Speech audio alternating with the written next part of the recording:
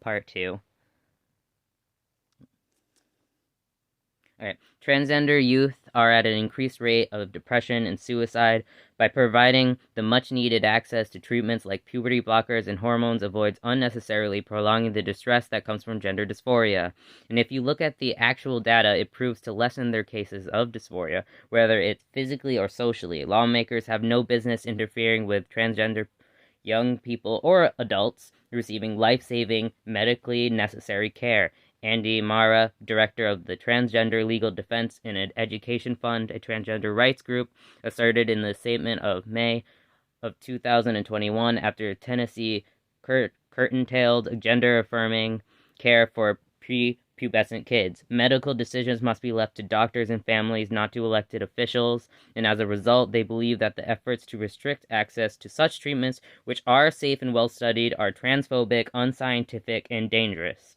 While the opponents do mention some of the issues that can come up with dealing with mental and physical health are concerning healthcare concerning LGBTQ plus individuals, their arguments suffers because of their obvious biases concerning LGBTQ plus individuals in the fact that they demonize us,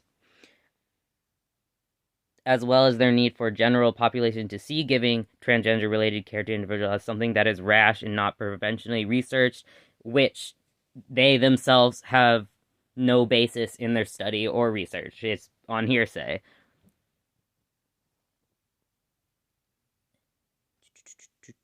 Because it's not professionally it's not professionally researched, and in the case with teens, it is not based in reality, nor do they take into consideration that they see being cis as the default and promote that ideas of being trans is a fad instead of a real identity that even science backs up time and time again when it comes to the diversity and presentation of gender, both inside of the cis binary and to those who exist outside of it, including like intersex people and of course trans people. As for the proponents, those supporting transgender individuals and youth, they discuss the many reasons why trans patients do need both mental and, depending on the person, medical intervention, because not everybody does. When given the care they need, it has proven to boost mental health and overall image of themselves, and there are many ways this is done, whether through social transition, going to therapy, taking puberty blockers, or as an adult, or with the backing of parents and doctors as a teen, the possibility of transitioning medically and what that means for them, which is individual per patient. The act of transitioning is individual. Not every person goes through it the same way, nor should they have to. They also remind people that using puberty blockers is a temporary thing and gives kids choice. And while, like with all medicine, it can have side effects, they are ones that can be managed under the care of a physician. More importantly, it gives the trans individual the option and time to decide who they are on their own terms under the care of a medical team. Also, since the topic of procreation is one of the opponent's biggest selling points for anti-trans laws and propaganda, it is important to note that saying what makes a person a woman is the fact that she can give birth is not only sexist, but it also ignores the existence of trans women, infertile women, and intersex women. It also does not acknowledge that men and non-binary people can also give birth, as well as some intersex people depending on their anatomy. The one thing that makes you a man, woman, or a non-binary person, which is an umbrella term to describe a whole host of identities, is the fact you identify as one. It's that simple. You do not have to change anything about yourself to be that gender, but if you want to make your physical form match who you are internally, then you absolutely have the right to do so. It is about you and not anybody else, and nobody should have the right to control you for that. One of the opponents concerning trans rights, Texas Attorney General Keene Paxton, issued an opinion arguing that some gender-affirming treatments for transgender youth could constitute child abuse under the Texas Legal Code.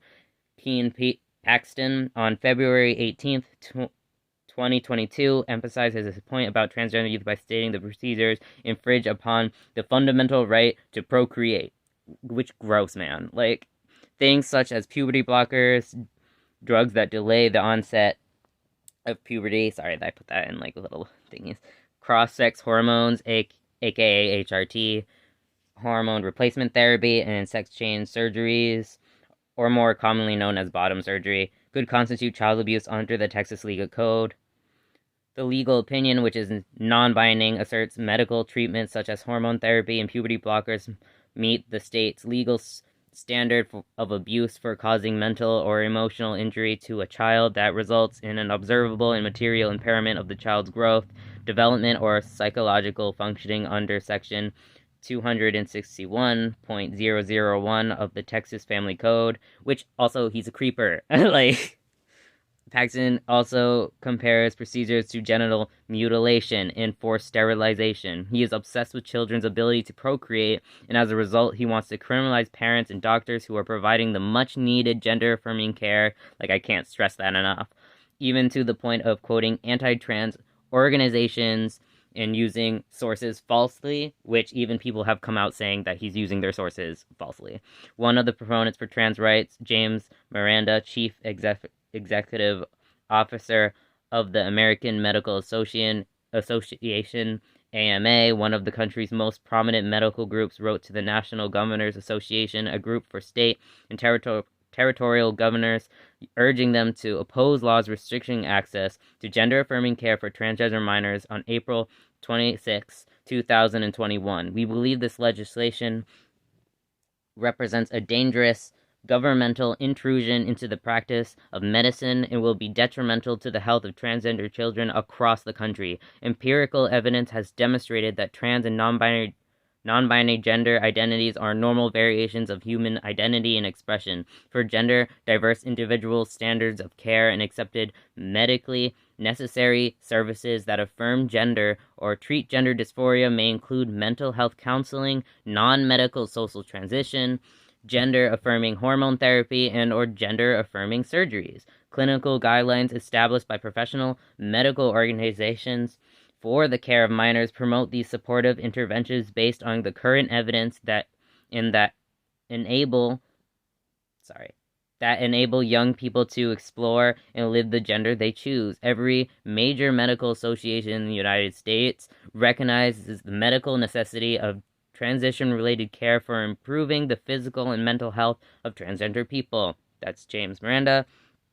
Arkansas has also recently enacted the Save Adolescents from Experimentation Act, and similar bills are now pending in several other states due to conservatives spreading anti-trans propaganda and trying to make people panic, which we see now as things have gotten increasingly worse in the U.S. regarding that.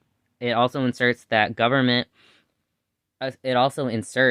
government into clinical decision making and will force physicians to disregard clinical guidelines and ethics for protecting their patients. Decisions about medical care belong within the patient-physician relationship only.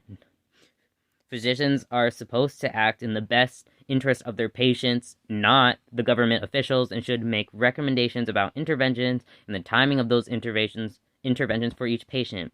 They also make decisions that are sensitive to the person's situation and watch and care for their short and long-term development, as well as maintaining the balance needed to preserve the kid's opportunity to make important life choices on their own in the future. It is not only inappropriate and harmful for any state to legislatively dictate or ban certain transition-related services, but that also can lead to even more unethical laws being put into place, which we can also see with like abortion laws. If they limit the range of options physicians and families may or can consider when making decisions for and with patients, the evidence demonstrates that getting rid of gender-affirming care can have tragic consequences on trans people who are already a minority. Transgender individuals are 3 times more likely than the general population to be reported or diagnosed with mental health disorders, with as many as 41.5% reporting at least one diagnosis of mental health or substance use disorder. The increased prevalence of these mental health conditions is widely thought to be a consequence of minority stress. Minority stress, in this case, is the chronic stress from coping with societal stigma and discrimination because of one's gender identity and expression. Because of this stress, transgender minors and adults also face a significantly heightened risk of suicide. Transgender Transgender children, like all children, thrive when they are supported and can obtain the health care they need.